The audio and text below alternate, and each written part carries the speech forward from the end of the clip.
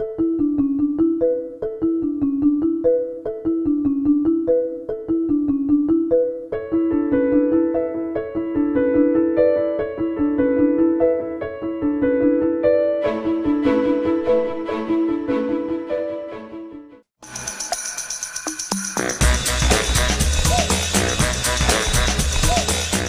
I'm Naisha McCauley, and you're watching AccessTV.org.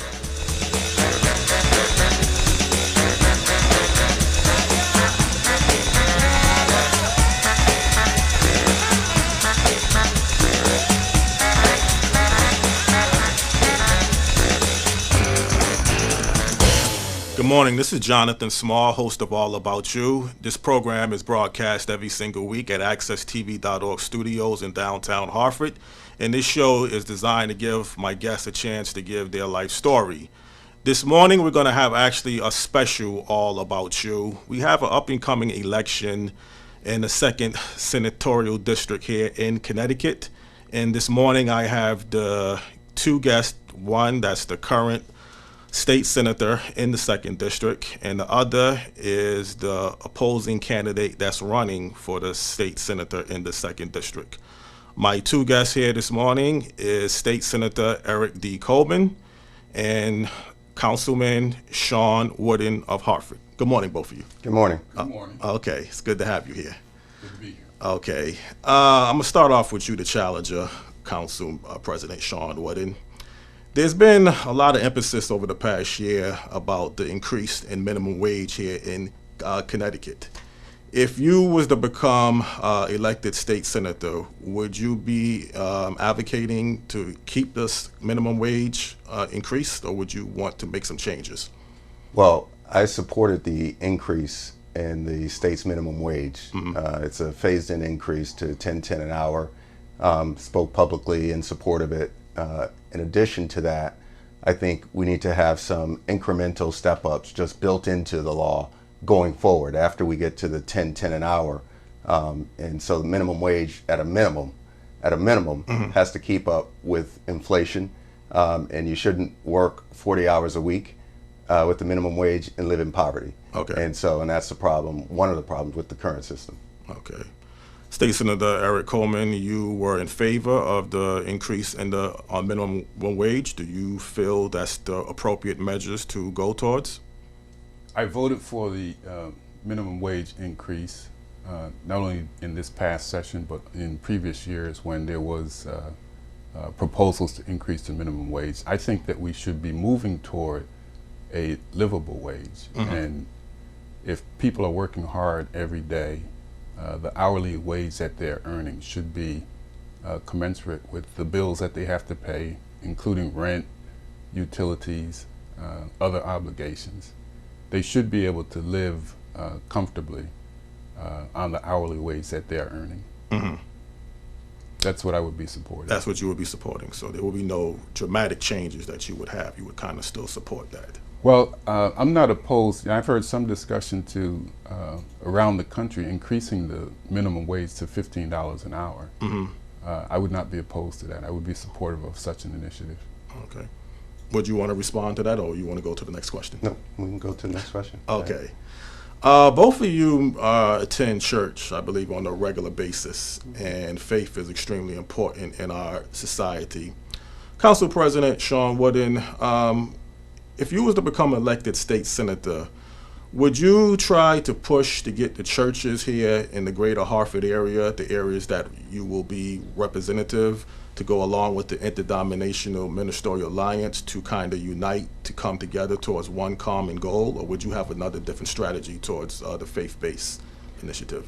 Well, when I talk about what I have done as council president, one, I do, I attended church all my life. I was raised in St. Monica's Church. I now attend Faith Congregational Church on North Main Street. And so faith has been an important part of my life and my development. And so that always, on a personal level, that always will be the case. As council president, the other thing I recognize, in particular with the Black church, is that it's played a critical role in any positive change, positive movements, whether it's civil rights movements, many of the struggles of our community over time. And so as it relates to violence, I, along with Councilwoman Cynthia Jennings, Councilman Kyle Anderson, put together what's now called the Faith-Based Initiative, the Anti-Violence Faith-Based Initiative, where faith leaders of all denominations and lay leaders come together with the city, with the police department, to try to address violence in our community and try to engage with the police department in a much more proactive and constructive manner. Okay. State Senator Eric Coleman, you attend church on a regular basis. You're a member of a church. You're already currently a state legislator. Have you done anything, or would you be willing to do anything to get the churches more involved in the community to go along with the Interdenominational Ministerial Alliance here in the greater Hartford area? Well, first, I am a member of Metropolitan A.M.E. Zion Church here in Hartford, also on North Main Street, as a matter of fact, right across the street from Faith Congregational. Mm-hmm. I'm a member of the Board of Trustees there. I attend service on a regular basis, not only at Metropolitan, but I visit on a number of occasions the various churches in the greater Hartford area, mm-hmm. including Windsor, Bloomfield, and Hartford. And there is a faith-based initiative on the three levels.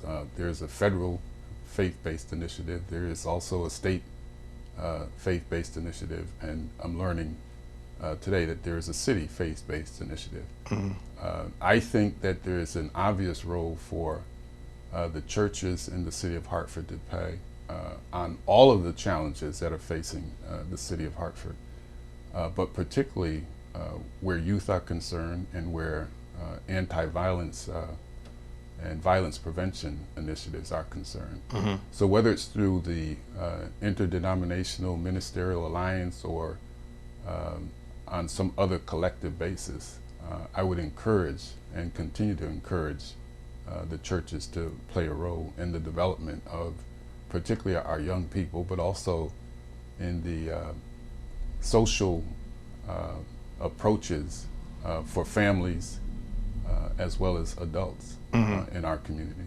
Okay. The next question I would like to address to you, State Senator Eric Coleman. Drugs has played a devastating role here in our society, and many areas of the district, of the 2nd District that you represent, has some serious drug problems that has plagued towards crime and violence and incarceration. Recently, we've seen a state like Colorado go towards legalizing marijuana. If the decision ever came through legislation that Connecticut would need to vote towards either legalizing marijuana or not legalizing marijuana and having it taxed, what would be your stance on that particular issue towards a vote? Well, first of all, let me just say I have no tolerance for drug dealing, mm-hmm. But I do believe that as far as substance abuse, drug addiction is concerned, I would be in favor of approaching those issues, those kind of issues, as issues that require medical treatment and a medical approach rather than a criminal and correctional approach. Mm-hmm. I was involved in the legislation that was passed in the General Assembly a couple of years ago that decriminalized possession of small amounts of marijuana. Mm-hmm. I was also involved in the medical marijuana legislation. As you may be aware, people with chronic illnesses and diseases can get prescriptions to use marijuana as treatment for the conditions that they're suffering from. Mm-hmm. On the decriminalization of small amounts of marijuana is concerned, it was thought that too many of our young people are ending up with criminal records. Some are even being incarcerated because of the possession of small amounts of marijuana. And when you think of the stigma that attaches to those kinds of circumstances and the barriers that are created, many of us concluded that it was not worthwhile to continue to treat small amounts of possession of small amounts of marijuana as something for which people could wind up with a record. Mm-hmm. I am inclined toward the legalization of marijuana, or at least the decriminalization of marijuana. I think there is some pervasive use. I don't necessarily view marijuana as a gateway drug. The use of marijuana, I think, has become quite pervasive. I would be concerned about narcotics and hallucinogenics, but I'm less concerned about marijuana. Much of the research seems to indicate that marijuana is less of a problem than even alcohol may be. So I'm very open-minded toward the legalization of marijuana. Would that be fair to say you would vote for it, or would you vote against it? Given the right circumstances in a bill that came before me, I would probably vote for it. Okay. Council President Shawn Wooden, would you want to respond, or would you want me to ask you the question? No. Okay. I can just Go ahead and answer. respond. Okay. No, I am very open to voting for a bill that decriminalizes marijuana. And I think we need to let the science help lead us in terms of whether or not it is a gateway drug, whether or not we should be objective about it and get the facts. And additionally, we need to look at how we use our law enforcement policing resources, which are very limited. Obviously, as city council president, I've dealt with limited budgets, right? And I question whether or not pursuing those types of things, which whether or not it's a good use of public resources.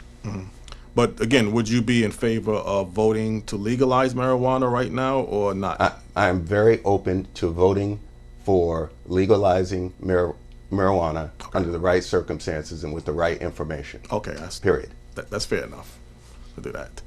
I'm gonna stick with you here. Okay. Both of you have a relationship, maybe a friendship also, with the Governor Dan Malloy of Connecticut. In the past, you've kind of, when you was running for mayor, Governor Dan Malloy kind of stepped involved and decided that you should back out of the mayoral race and endorse Mayor Pedro Segura. People say politics in life is you do something for me, I do something for you. Now, with your past relationship with Governor Dan Malloy, if you was to become elected state senator in the 2nd District, would you use your relationships to try to get some laws or bills changed in this district that you would be elected towards? Absolutely. Okay. But let me take a step back in the premise of your question. I have a very good relationship with the governor. I supported him the first time he ran for governor and lost. I supported him the next time. We have a great relationship. The governor did not get me out of the race. Okay. The governor for mayor. The governor and others said it was in the best interest of the Democratic Party for myself and the mayor to have a conversation about uniting the Democratic Party, and I agreed to that. Okay. And so whatever, ultimately the decision was mine, right? So don't blame the governor if you don't like it. Okay. Don't give him credit if you do like it. Right. The decision was mine. Okay, your decision. State Senator Eric Coleman, you are friends with Governor Dan Malloy. First of all, would that be fair to say? That is fair to say. Okay. Friendship also plays a very critical role with our relationships, and politics can also be involved with that as well. You are already currently the state senator, and I'm pretty sure you've had conversations with the governor. If you was to become re-elected, would you try to use your relationships with the Governor Dan Malloy to get some bills or laws changed? That would be absolutely the case. And the history of the relationship between Governor Malloy and I, we've worked very closely on a number of things, but particularly his agenda as far as criminal justice is concerned. And so I've had regular conversations with the Governor's Council, the governor himself, the officials at OPM, in particular Mike Lawler, and I think we've been successful at transitioning Connecticut's approach to criminal justice from a punishment-oriented Department of Corrections to a rehabilitation-oriented Department of Corrections and criminal justice system. As well,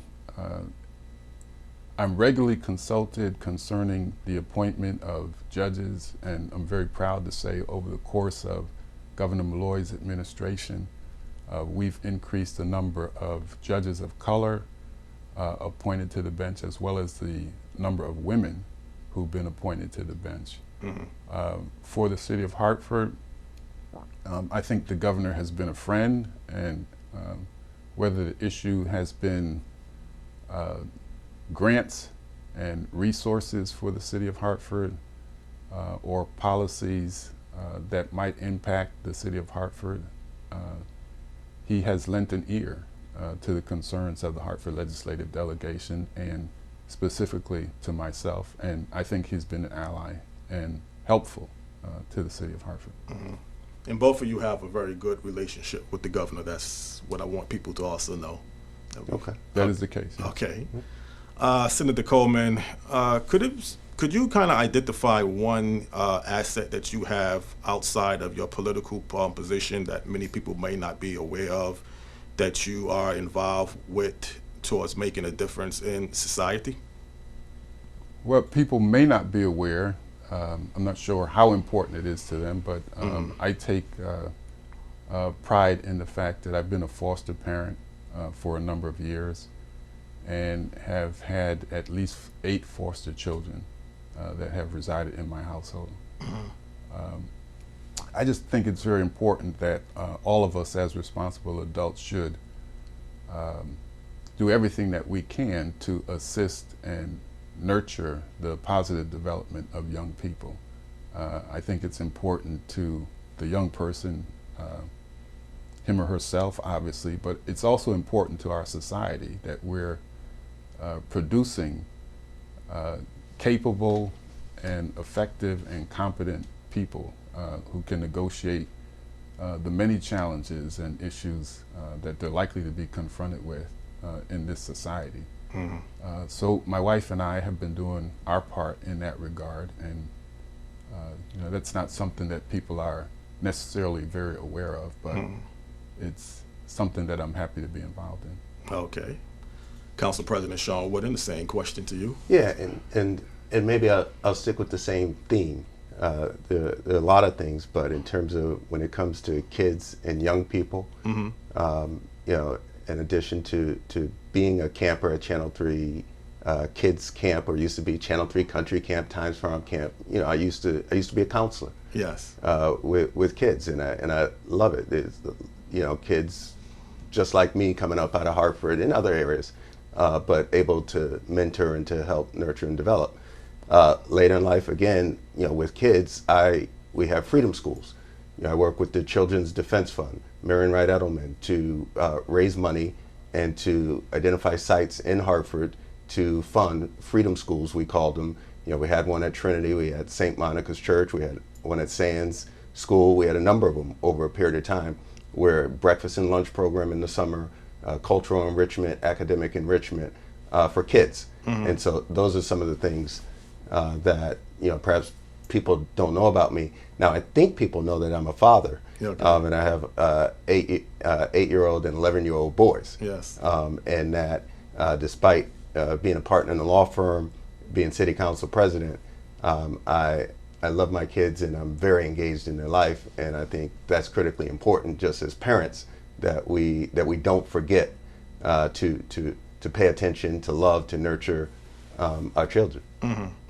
I'm going to stick with you for the next question. Constructive criticism is very important to all people in any particular role that they play.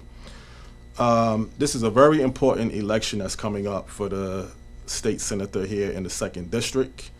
And one constructive criticism that you would have against State Senator Coleman towards why the registered voters in this up-and-coming election should not vote for him. Could you kind of answer that question fairly?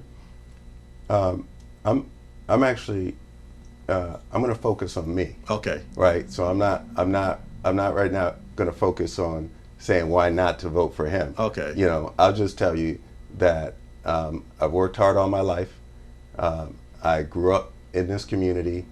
I've served in the public sector, both as staff to a mayor, Carrie Saxon Perry, 20 25 years ago. You know, I've worked in state government as the assistant to the Commissioner for Social Services. You know, I've worked in the not-for-profit sector. I've worked for Project Vote, organizing low-income voters all throughout this state, and minority voters, in trying to focus on empowerment. I've become a partner in a major law firm, doing investment transactions, representing public pension funds in their work. And I'm currently the Hartford City Council president. I have experience at all levels of government. I have relationships at all levels of government, and I have the energy and passion to serve our community. And so I'm going to tell you, that's why voters should vote for me. Okay, well, you kind of answered the other question. What one asset about you that clearly makes you a better candidate than him? Was that pretty much your answer that you just gave me? Or I think that's absolutely part of the answer. Okay. I believe it's healthy to have new ideas, new energy in government, and that's what I want to bring. Okay. I've demonstrated, you know, in the past 2.5 years as council president, that I'm willing to work hard, that I'm willing to be thoughtful, that I'm willing to come up with solutions to people's problems, not just throw darts, throw stones. It's easy to criticize. Right. It's easy to say what's wrong. Right. Right. But I didn't run for office just to point out what's wrong. I ran for office to serve people and to come up with solutions. And that's absolutely what I intend to do in the state Senate. Okay. State Senator Eric Coleman, do you have one constructive criticism about your opponent that clearly the registered voters should be aware of for their decision to vote for you? Or would you want to just say what you are clearly better at towards your opponent? Well, let me take the latter approach. Okay. And let me just say that I've worked hard all of my life. I have significant ties to the city of Hartford. I came here in 1974 to go to law school.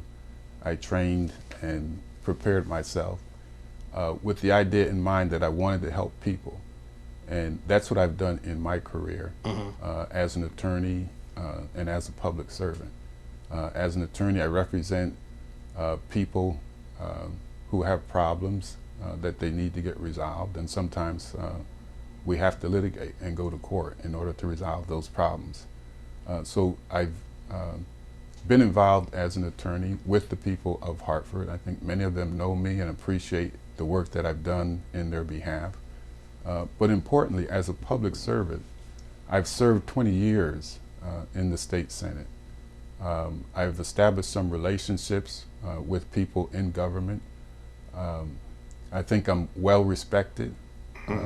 I've been on an ascendant course for the whole time that I've been in the Senate. Currently, as you're aware, serving as the co-chair of the Judiciary Committee and Deputy President Pro Tem. Importantly, people should be aware that in this next term of the General Assembly, there is a vacancy in the Majority Leader's position. The Majority Leader is the second most influential person in the entire Senate. And I want to compete. I want to be reelected, working hard to get reelected so that I can compete for the Majority Leader's position in the state Senate.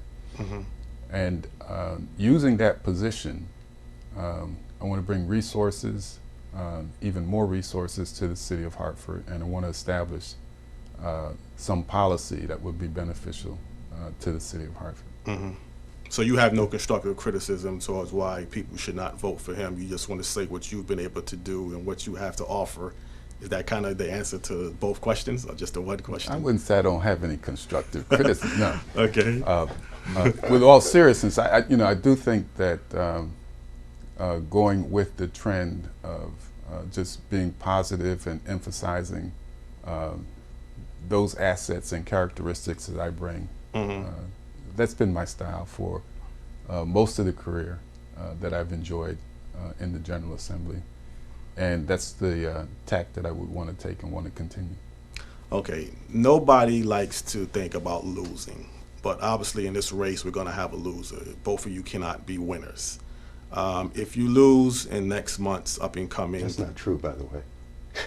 Okay, it's not. Okay. But go ahead. All right, this is the debate. If you lose next month in the up and coming primary, would you support Council President Shawn Wooden, or would you decide to still run in November?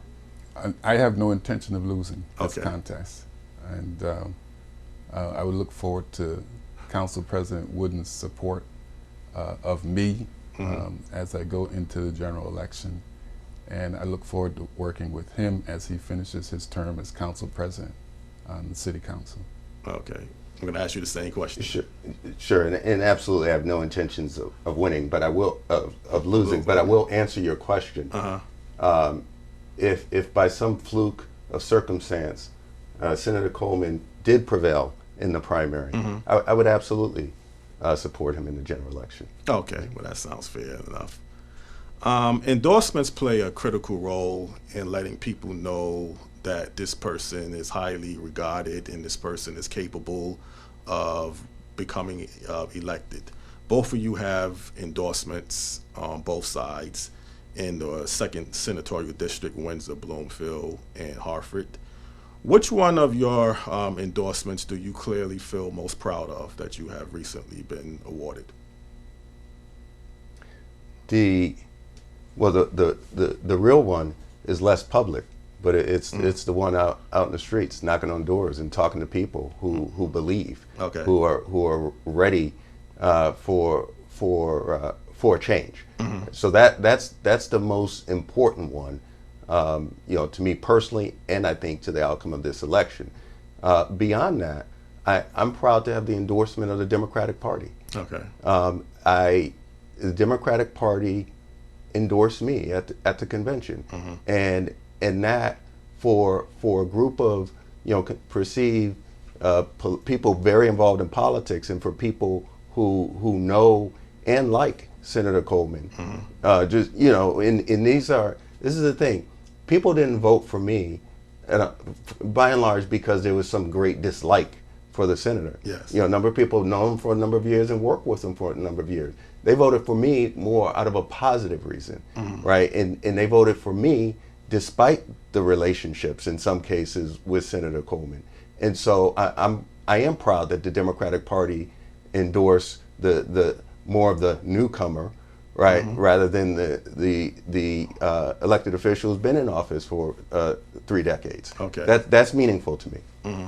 You want to respond to that? I sure do. Okay. Let's be real.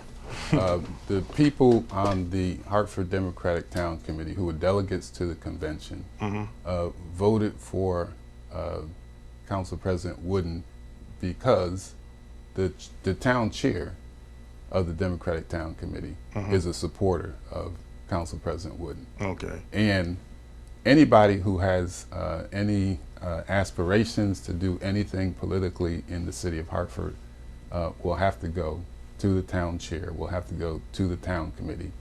And the town chair was very instrumental in rounding up votes in behalf of Mr. Wooden. And went to great lengths to try to actually shut me out of any votes, any support among the members of the Hartford Town Committee who were delegates to the convention. And so I just think that anybody who has to go to the Democratic Town Committee for support as an elected official or somebody who wants to move something politically in the city of Hartford will likely publicly support Mr. Wooden. But those are the politicians, and while I may have fallen short among the politicians at the convention, particularly politicians in Hartford, because I won all of the delegates from Bloomfield and I won half of the delegation from Windsor. While I may have fallen short among the politicians, the response I'm getting from the people as I go door to door, as I go to this event, this activity, that activity, clearly indicates to me that I will prevail on August 12th among the people. And that, I agree, is the most important endorsement. Okay. Now I have to say, saying that delegates voted for me because the Democratic town chairman in Hartford supported me, I think that does a great disservice to a lot of people with integrity and with their own history of community service. Steve Harris certainly didn't succumb to pressure from a Democratic chairman.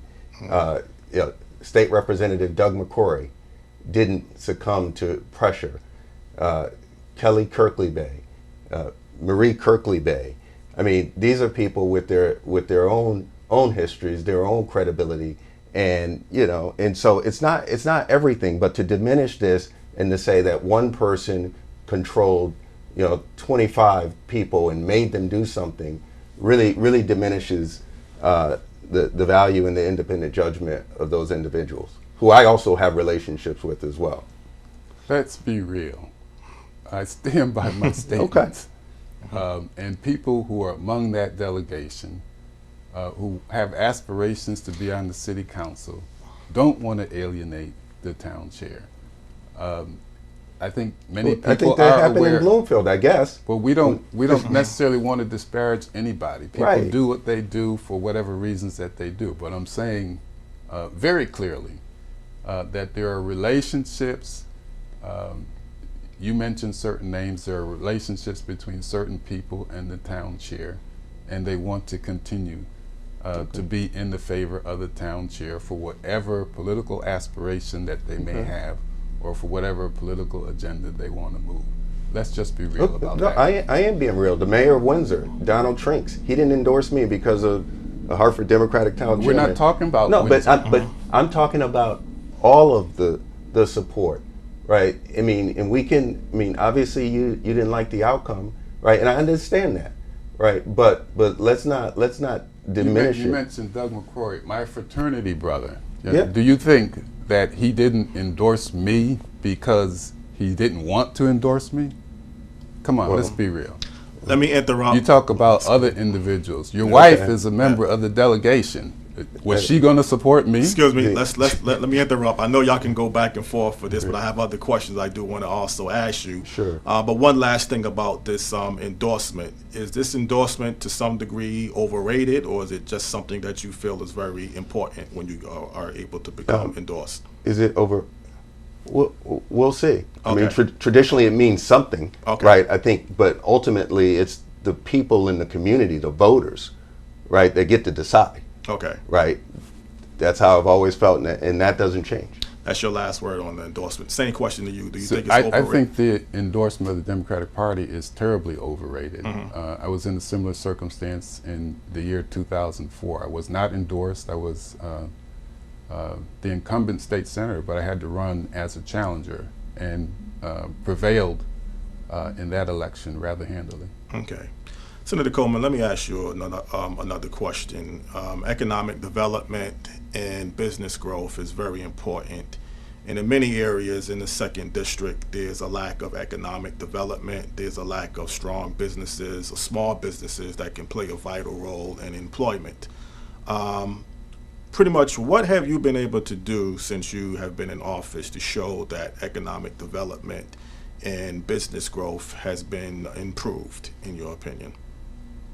To show that it has been improved? Yeah, I mean, what can you say towards economic development that you have been I think that part there of? is room for significant improvement in economic development, but what we can't do is just analyze proposals superficially and jump on them.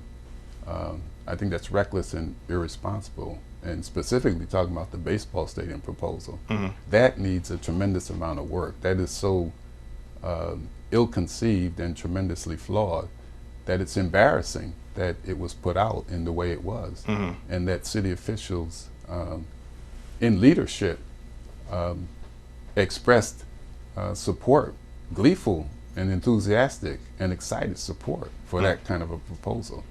That needs so much vetting. It's just appallingly disturbing that it's been presented to the city of Hartford in the way it has been. But in terms of economic development, I've been very critical of the approaches that the state has taken because for a long time under the Rowland administration, the Rell administration, the approach was to just offer large amounts of money to major corporations and wealthy individuals in hopes that somehow or another they would be generous enough to create job opportunities for people. Well, we see that that hasn't worked. But at the same time, some of the things that I've been involved in in the neighborhoods, including micro-lending programs and revolving loan programs, streetscape and facade improvement programs, have been too small to make the kind of impact that we really need to be made. And I'm very supportive, and have been, of the approach that's been taken by Governor Malloy, and that is to nurture and develop and grow small businesses, particularly those in the neighborhood. I support that approach because I believe that small business owners in the neighborhood are more likely to hire people from the neighborhood where their small business is located. And if we're talking about Blue Hills or Northeast or Clay Hill small businesses, I think those small business owners will hire people from those neighborhoods. Okay. Council President, you've been the council president over the last, I believe, 3 years? 2.5 years. Okay. You are not a state senator, but certainly as a council president, you have to play some type of role in economic development and in business growth in the 2nd District area, which would be, in this case, the north end of Hartford and in the majority parts of the north end of Hartford. What have you been able to do towards your 3.5 years to show that economic development and business growth has been something that has been improved? Well, yeah, so I've been council president and on the council for 2.5 years. Oh, so okay. And I've been very much focused on economic development and business growth in the city. I have gone around to almost every, I'm trying to think if there are any that have been missed over the past year, to every neighborhood revitalization zone and talking about with our economic development team and talking about their specific needs in the neighborhood in terms of economic development, because our strategy, one of the problems over the years, oftentimes it doesn't reach into the neighborhoods, right? And I think the neighborhoods, the commercial corridors are critically important. Small businesses are important to job growth and the vitality of our city. And so that is one of the things in terms of assessing the needs, letting the neighborhoods dictate their priorities and focusing on those. In addition to that, we have to grow our grand list. 51 to 52% of our property is tax exempt.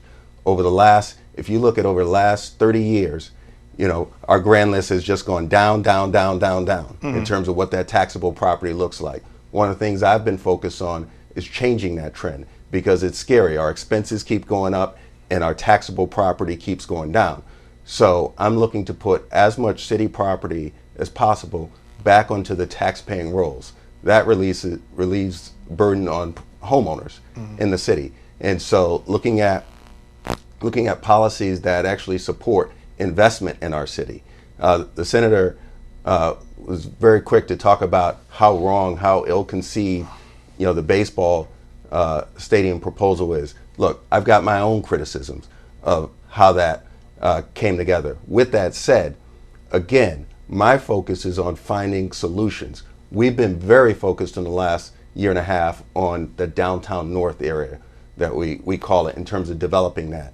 Right. This proposal comes within that context. We've talked about housing. We've talked about a number of things in there, and we're moving forward on it. The proposal that the mayor made, it is going through a process. The city council, we're hiring our own consultant to vet the numbers, right, and to go through it just like we do with every other proposal.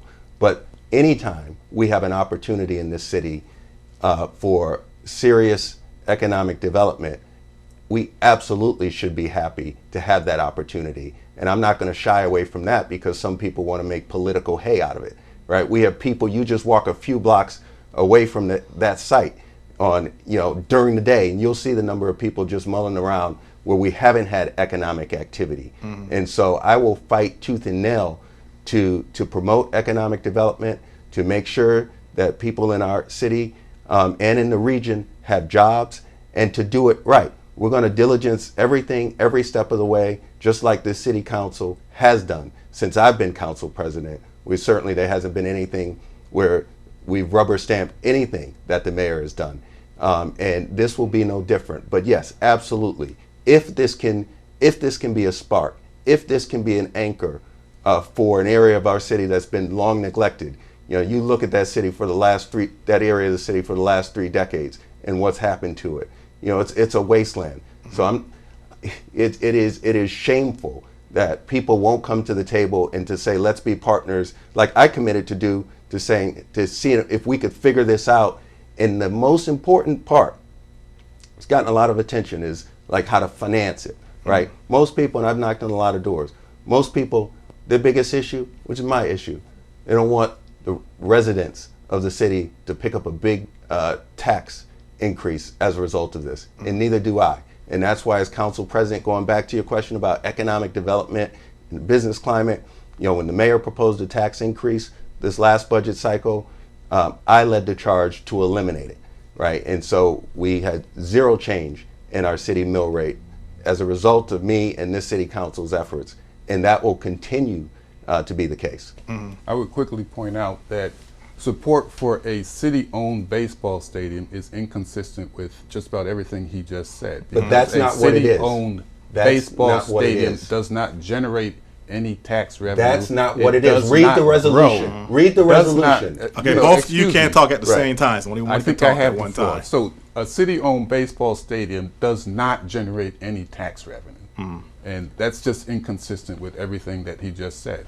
Anybody who supports a $60 million proposal without any thought to how it's going to be paid for is completely out of touch with the residents and the taxpayers in the city of Hartford. That's just irresponsible, and that's reckless. And you don't support it, and do you support it, or you don't support it? I absolutely support us continuing to go through a process to figure it out. 60 million, it's never going to be 60 million paid for by the city. Even though the mayor said that, you even look at the resolution that he wrote, it says, and or other financing sources.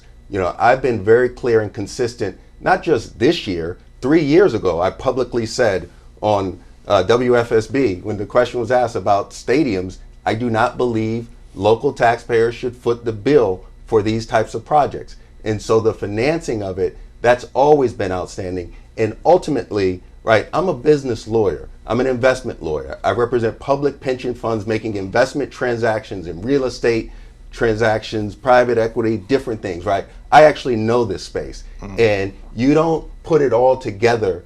You let the market compete for the financing component of it. And that's exactly what's going to happen here. And look, if it doesn't add up, if it doesn't work, if there are proposals ultimately on the table that require an increase for property owners, or say, no, the city has to foot the bill, it's not going to get approved. Pure and simple. But the issue is, let's figure out how to make things work, how to create economic development. In the baseball stadium, everybody's talking about a baseball stadium. I could care less about the baseball stadium. What I care about is everything else that comes around it. That's not even the majority of the parcel that's called Downtown North. That's just a subset. And it's everything else that comes around it. That's what we're focused on developing. It's the same reason, I wanted UConn to move their campus to that area to serve as an anchor for everything else that comes around it. It's the same reason I'm interested in seeing if we can make this work with the baseball stadium and getting everything else developed around it and onto the tax rolls.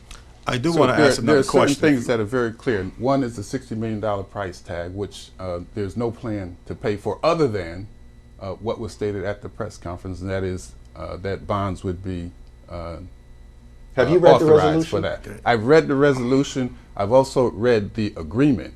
And for you to sit here and to say that the stadium is not proposed to be city-owned, I don't know how you could do that with a straight face. I don't even know how you can sit here and say that you are supportive of UConn coming to the city of Hartford when you sent letters to me and other members of the delegation indicating that you were in favor of a brewery at the site where the UConn expansion is proposed for. The other thing that is clear is that the only specificity in the agreement is for the skyboxes for Hartford city officials and the free tickets for Hartford city officials and the free parking for Hartford city officials. It's obvious that people who were negotiating were thinking of themselves and not the people of Hartford. Yeah, time out. I know both of you want to talk about this topic back and forth, but I do have some other questions I want to have to ask. No. It's your time, Shawn. I understand. But you're going to lose your time too. I understand. Okay. There is still this is perverse, right? And so to talk about all of these things, and look, I don't have to own the 18 months of negotiations. I wasn't in it, right? But you were standing at the press conference absolutely. with a grin from ear to ear. Irresponsible. If you didn't review the proposal, don't be at a press conference where people are talking about putting $60 million on the backs of the taxpayers. Because as a city council, Excuse me, I do have to interrupt because I have another question I want to ask, but it is somewhat related towards the stadium. In the whole process, Council President. But let me say this. There is a proposal, the request for proposals that is maybe out now to develop downtown North. Yeah. Right? Everyone will get a chance to see what that looks like. Okay, that's fine. Okay. Let me ask you a question. In this whole process, there was supposed to be a supermarket that was supposed to be located in the same area as the stadium. For some reason, that deal has kind of dwindled and backed off, and the supermarket is not going to be constructed or developed in that exact same area.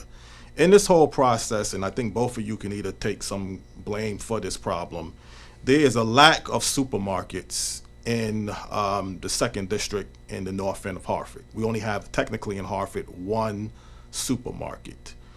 Council President Shawn Wooden, why have it has not been in a position to get more supermarkets, more healthy food products into that particular area of the north end of Hartford? Well, I can't answer the long-term question. Okay. I mean, this has been a long-term problem. I've been on the city council 2.5 years, but what I can tell you is that I have worked with people, including Rex Fowler, who's one of the key drivers around this proposal, to make sure that conceptually the plans for the city for downtown North include a supermarket. That wasn't the case early on. That became a case in part because of the persuasive arguments of many people in the city, and because of my efforts, in the city council and some others, to say that this has to be a part of what we're doing. And we do have a food desert. It's been that way for a few decades, right? And so now we're gonna try to address that. Senator Coleman, so I've supported the efforts of Rex Fowler and others in order to assist this proposed development of a supermarket at proximity to the 12B site. And it's unfortunate, if not tragic, that no kind of diligence was exercised in order to at least touch base with the proposed developer of this supermarket to see what, if any, impact he felt a proposed baseball stadium would have on what he intended to do with the supermarket. There was such a lack of diligence exercised by members of the city council that the basis of the agreement was the Rockets' assertion that they were in conversations with Springfield to move to Springfield. And so the city of Hartford rushes in talking about they want to keep the Rockets in Connecticut without even speaking with anybody in Springfield. Come to find out, the folks in Springfield say they've had no conversations with the Rockets about the Rockets relocating to Springfield. Just an utter lack of planning and coordination and diligence. Additionally, there have been discussions about I-84 in that area and I-84 viaduct.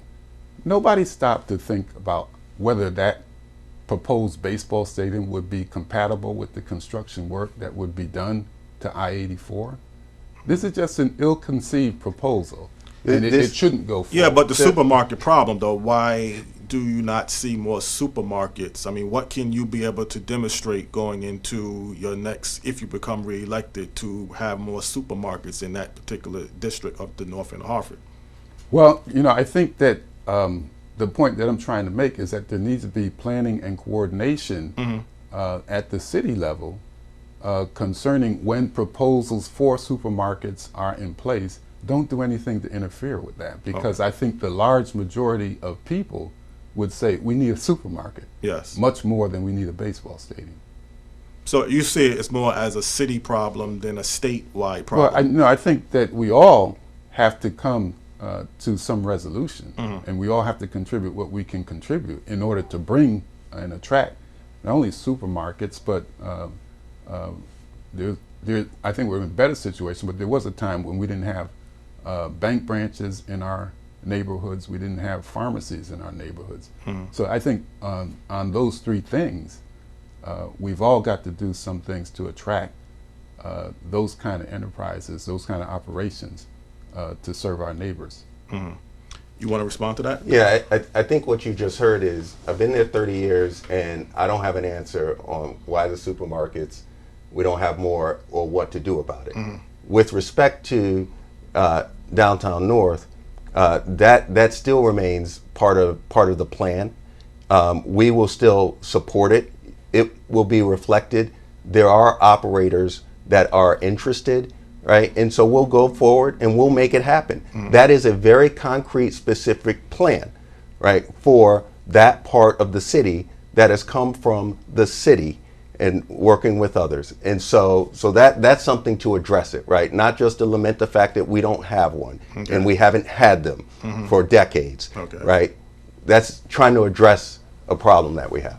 What you just heard is I've served 20 years in the state Senate, and I know much better than to jump on board a proposal that has been superficially analyzed. Thank you. I understand. Your candidacy is based on the Rockets now. Okay. Next question now. Hartford, this question to you, State Senator Eric Coleman.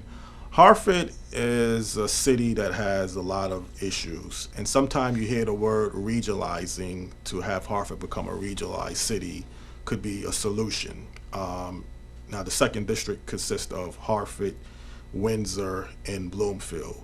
Would you ever fight to see if those three areas, maybe along with other areas, but the three areas that you represent can become one particular city or one particular county? No, I wouldn't be in favor of that. Okay. I'm very much in favor of regional cooperation, because I think intermunicipal cooperation can have the very good effect of reducing costs that might be attributable to all three municipalities. Similarly, in appropriate circumstances, municipalities can contribute their resources for the provision of services and programs and projects. Council President, would you want to answer that question? Yeah, I wouldn't be in favor of collapsing that into one municipality. But again, in terms of regionalism, we already have it, right? It becomes a scary word to some people, but Hartford in particular has been serving the region for some time with our special forces on the police department, our fire department, special services. We serve the region with our social safety net. And those who can't go anywhere else, they come to Hartford, right? So Hartford has been regional for some time, and I think we need to increase regional cooperation for this community, and not just Hartford, Bloomfield, Windsor, but throughout Hartford County. Well, you just mentioned the word safety net, and that classifies the social service system that we have here. Technically, in the second district, in the northeast section of the city, area that would be representative in the second district, we have a social service building, and it seems like to me there used to be a time when that facility was a thriving factory, and it's non-existent today. What would you be able to do if become elected to try to, if not replace it, definitely bring more type of businesses and factories that the people in the community can be gainfully employed towards? Well, I think so. This is really about economic development. Yes, and so I'm a strong supporter, in particular for the Hartford area in terms of manufacturing. And the incentives. There have been some state incentives put forward for manufacturing, but I think generally, if elected to the state senate, I would push the governor and the state senator, the state senate, to support programs that are more targeted.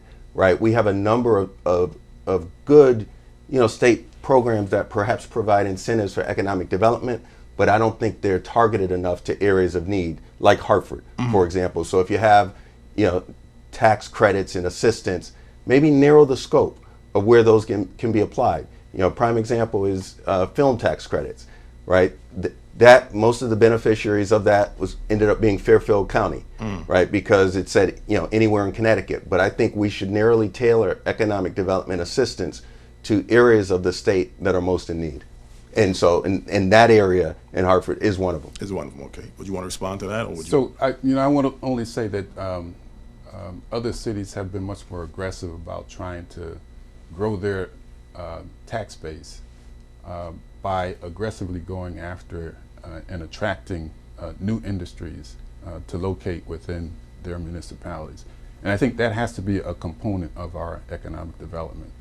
I'm not sure whether manufacturing can rebound to the point where it was maybe perhaps even a decade ago. But some effort has to be put into attracting manufacturing concerns into the city of Hartford. And we do have targeted programs from the state level. We have a distressed municipalities program. We have an enterprise zone program. All of those were designed in order to benefit places like Hartford, New Haven, and Bridgeport. But it's the folks at the local level that have to take advantage of those and to promote them and to work with businesses in order to have them take advantage of the tax credits and the other incentives that are available through distressed municipality programs and enterprise zone programs. I'm going to stick with you with this next question. Well, I haven't mentioned it up until this point. Education is very important. Both of you are highly educated individuals. But we have a lot of people in society in the areas that you represent that's not getting the proper education, the proper training that they need to be competitive, especially in the type of era that we're in today. For the people that are not fortunate enough to go on to higher education or don't have the proper connections, how would you be able, as a state senator, to help the disadvantaged people on an educational level to be able to improve their odds to get the right type of training and education that they need to be marketable in the workforce? Yeah, I've been an advocate of entrepreneurial training programs, and I think the reason why I like that is because I think our young people should be not conditioned to complete their education, whether it be high school or beyond, and then look for a job. I think they should give some thought to what program, product or service they might be able to provide that would allow them to earn an income that would be sufficient to support themselves and their families.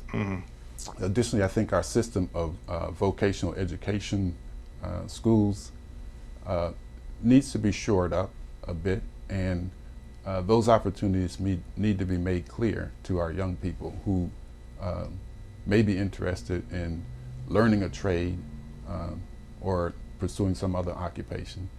The opportunities that are available in our vocational ed system should be made clear to the young people who are finishing up high school or even coming through middle school, junior high school. You want to respond or answer that question? Yeah, I think what's happened over the last few decades has been atrocious educationally, and both right in terms of where you were talking about being well educated. We have to put a lot more resources into giving people the opportunity to get a good quality education, no matter where they live, no matter what their income is, and no matter if they can get into a special school or not, right? And this starts at early childhood education. And so just foundationally, we need to do that and follow it through.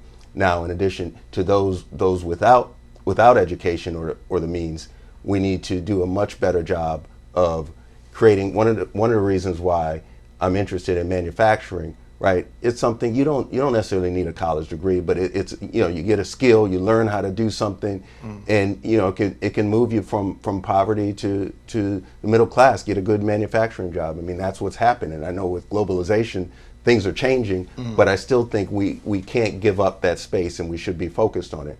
Additionally, job training program, right? Unfortunately, a lot of money that has been put into job training programs. The only people that get jobs are the trainers. Yes. And so, I see guys walking around with all these certifications and training programs, but no job. So I think we have to look at our investments in these programs, we have to connect it to a job at the end, right, and work our way backwards. And I think it's great in terms of entrepreneurial endeavors and ownership, and we should support that. But in terms of basic skills, now, let me tell you about this past week. We just had a graduation completion ceremony for a very unique program for the city of Hartford. A minority contractor, they put together a program and said, we're masonry, we know concrete, right?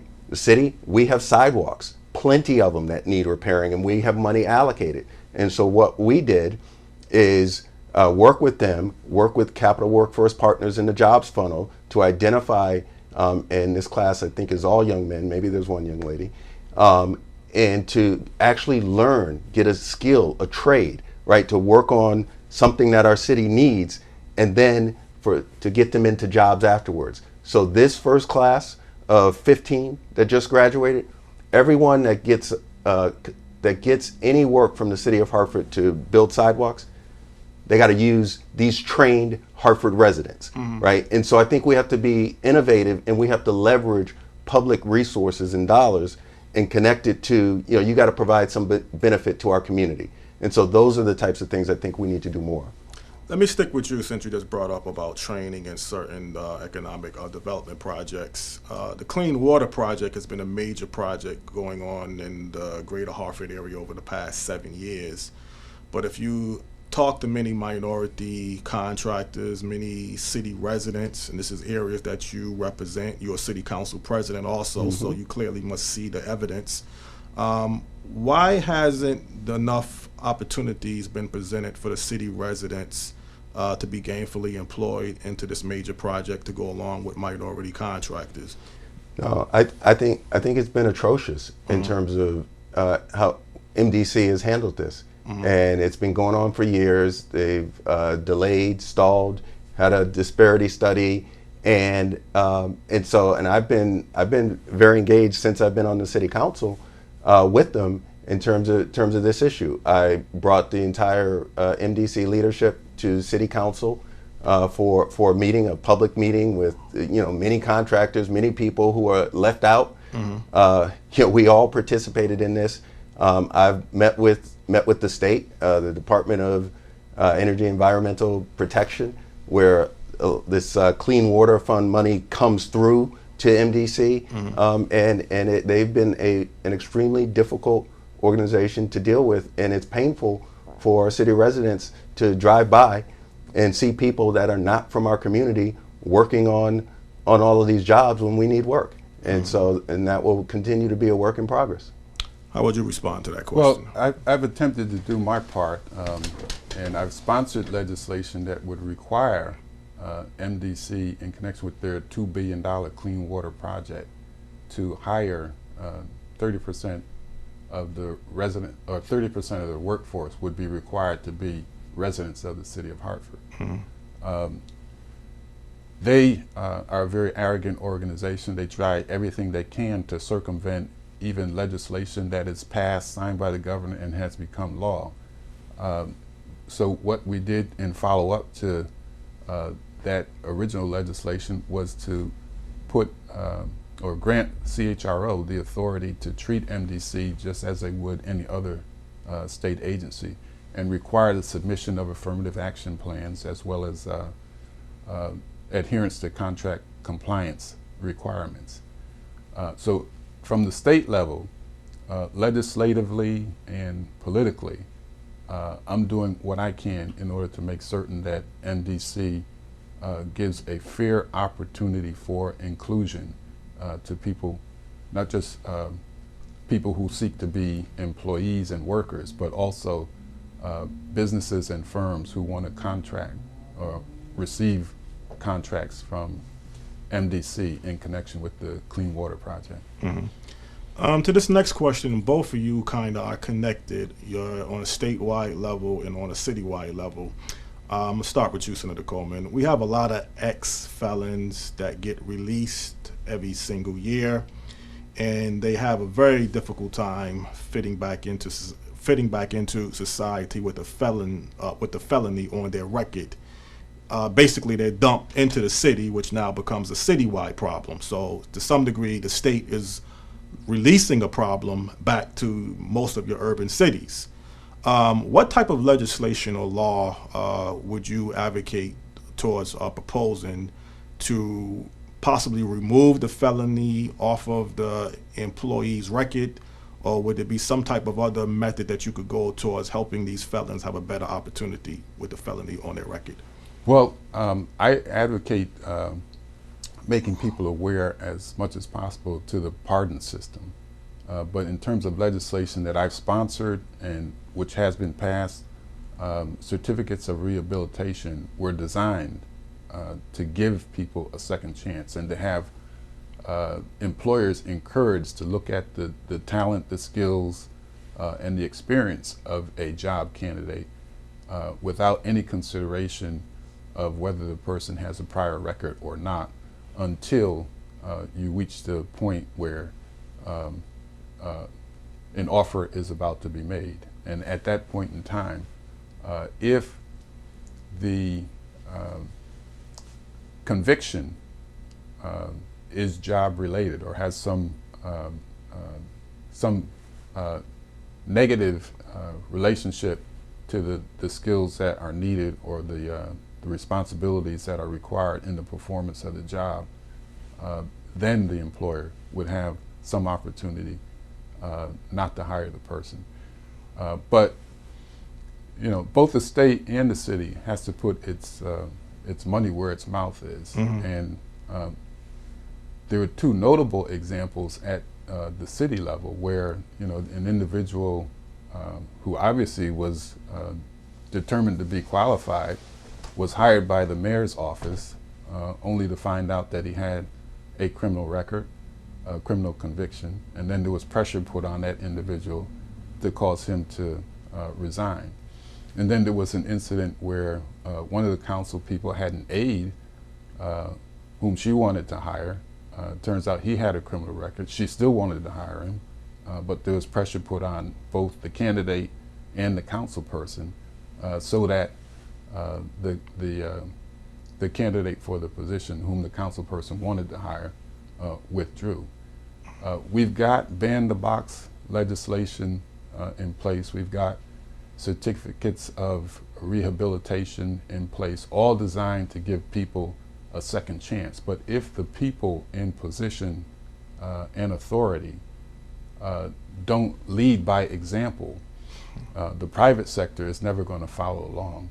And you know, I think the city of Hartford and the state of Connecticut are in prime positions to lead by example, to encourage the private sector employers to give people who may have made a mistake sometime in their past a second chance in order to do the right thing and make positive contributions to our society. Mm-hmm. Would you want to respond, or would you want to answer the question? Well, I agree with him. Okay. Yeah. To some degree, is the city somewhat responsible for not doing enough to help the ex-felons? Do you see any role that the city has played in? No, I think the city, we have banned the box, mm-hmm. And that is unanimously supported, you know, by the city council. We also have, so the program, we're encouraging programs that actually give skills and jobs to ex-felons. The program I just talked about, mm-hmm. a majority, I believe a majority of those graduates are ex-felons, mm-hmm. right? That's putting your money where your mouth is, mm-hmm. and saying, you know, coming up with programs to actually give real skills. And so, you know, we have to be, or we're supposed to be a second chance society. And that's something that we got to support. In addition to government, you know, when we're dealing with the private sector, I mean, I think we do have to encourage that as well. We have some of our private sector employees in the city who are very supportive of those notions and have been very helpful. And I'll be speaking at a program, I think in a few weeks, with employers who are committed to reentry of prisoners and providing opportunities. We have to do more of that. Mm-hmm. I'm going to stick with you again, and this question still could be connected on a statewide to a citywide level, at least towards the solutionary process. many areas in the second district, and I hate to keep saying the north end because that might sound like I'm just picking on the north end, but if you look at statistically, you have more homicides, you have higher crimes in certain parts of your urban cities, and the north end is an urban city comparable to the other towns that you would represent, Bloomfield and Windsor. And over the past, you've seen every summer when crime gets escalated, there's always been a need to go to the state troopers to have them come into the city and try to resolve some of the problems with public safety. At some point, what would be the best root solution that you could be able to implement to really bring crime down to an adequate level in the second district and many areas of the north end of Hartford? Well, I think there are short-term and longer-term initiatives that we have to undertake. Unfortunately, we focus a lot on the short-term and immediate, right? And I get it, but we have to do both, right? So in the short term, we have policing strategies. One of the things we've encouraged, since I've been on the council, is more of a greater emphasis on community policing, right? There is a huge disconnect between the police and the community, and I've known it for years. I've experienced it myself as a child. I've experienced it later, and so we have to get that relationship to work much better, because ultimately, reducing violence is the community has to play a critical role in that with the police department, right? So building community policing, and I'll give my own example. My cousin 2 years ago, north in the Hartford, he was killed. He was killed, and it was painful with the different people in the community who were around and the people not wanting to talk. Yes. To the police, not wanting to provide information, right? So I've lived this. It's not abstract, right? But the sooner we do that and connect the dots, right? In the police department, they've got a huge role to play in this. They haven't, let's just say, they haven't always been the most polite to our community, right? And so we got to come at it from both angles. In terms of the additional state resources, yes, that's helpful. Sometimes it's critical, right? In terms of long term, we have to, I say, if you put all the statistics and you look at what's happened to our city over the last 3 decades, and you take the dropout rate, you take the number of adults who are functionally illiterate, you take the unemployment rate, it is a recipe for disaster. Yes. Right? And you look at all of that and you say, my God, I'm surprised we're still standing as a community in terms of the resilience. And so we have to address those fundamental issues, right? And it can't just be about more police officers, lock them up, because there are limits to the effectiveness of that approach. And so we have to make appropriate investments in young people and in our neighborhoods. Would you want to respond to that? Yeah, my simple response concerning the answer to the problem is jobs. Like with so many other things, if people have jobs to go to, I don't think that they'll pursue alternative lifestyles. I don't think that they'll be involved in the level of violence that persists in many of our communities today. What I've done at the legislature, I've sponsored a bill, and it was passed, that was designed, the title of the bill was an act concerning the prevention of youth violence. And it focuses on job opportunities, but it also focuses on identifying young people that may be determined to be at risk to be involved in violence or criminal behavior. And my theory is that to the extent that we have young people under the supervision of responsible adults, then certain community values like work ethic and respect for elders, respect for authority, can be effectively imparted to young people. And so part of the bill depends upon making referrals of at-risk youth to programs and services that might assist them. It doesn't necessarily have to be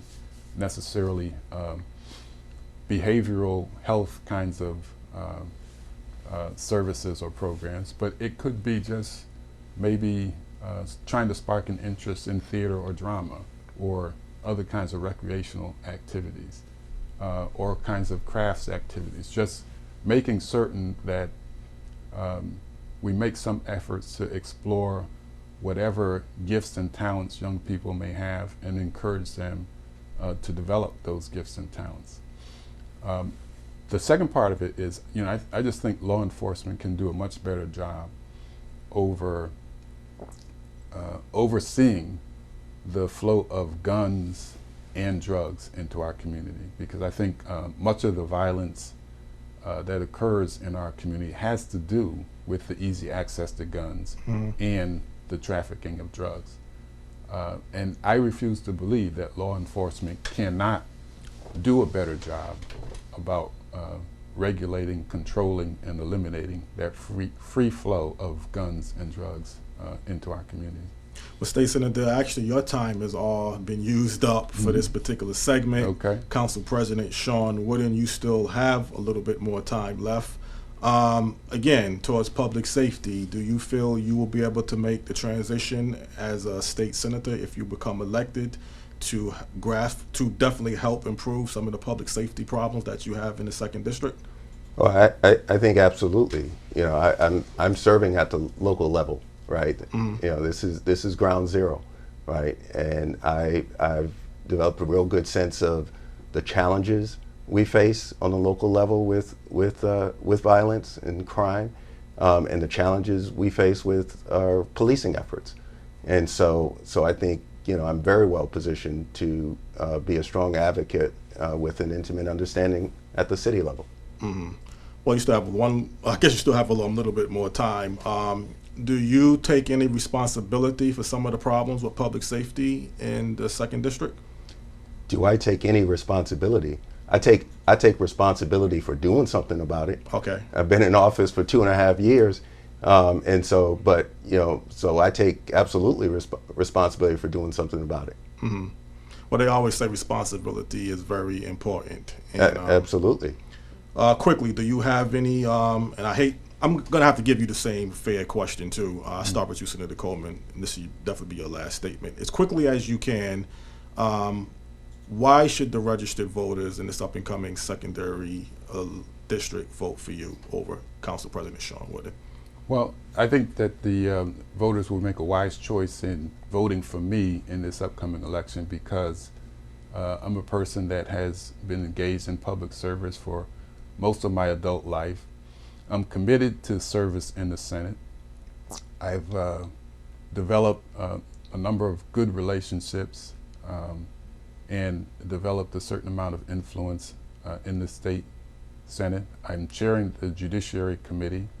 I have an opportunity to become the majority leader, which is a position from which I can do many good things in terms of directing resources and policies that are beneficial to the city of Hartford. I'm very dedicated and committed to working with people. That's what I've done all of my life. I think I'm a champion of the underdog. I want to see urban areas like Hartford and New Haven and Bridgeport prosper and do well and rebound. I think it's a real potential for doing that, and I'd like to engineer that from a position of leadership in the state Senate, which my seniority will put me in line for.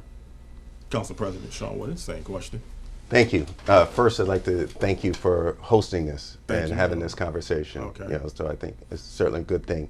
And I would like the voters to elect me not because I need another title, not because chair of this, president of this, whatever the title is, right?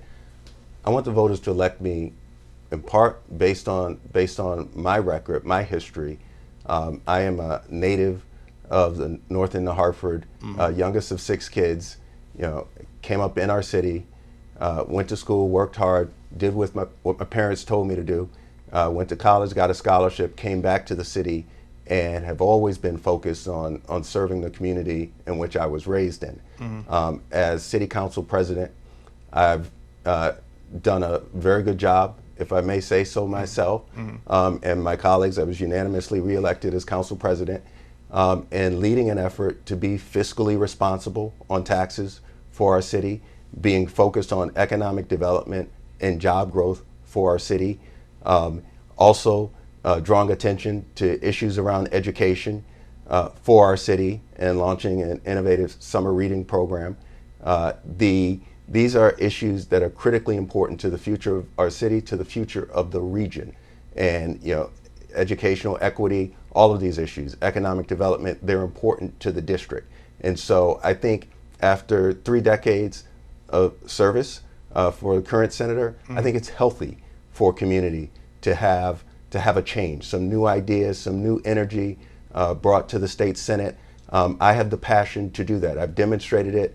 I'm willing to work hard. I care deeply about people in our community, and I am the underdog as the youngest of 6 kids coming out of the north end of Hartford, and I want to help other people achieve and have opportunities. And so that's why I think the voters should elect me. Okay, Thank that's you. definitely your last words, and I appreciate the response.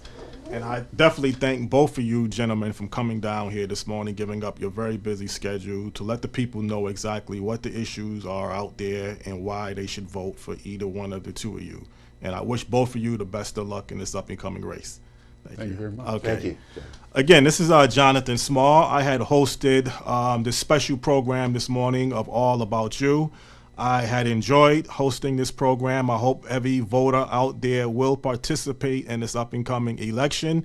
And whoever you decide to vote for state senator, as long as you do your civic duty and vote, then that is the most important thing that you should do. And as I also say every single week on accesstv.org network, there's many other good programs that you could always tune into. And definitely, as I always say to people out there, have a very blessed day and keep the faith. Thank you.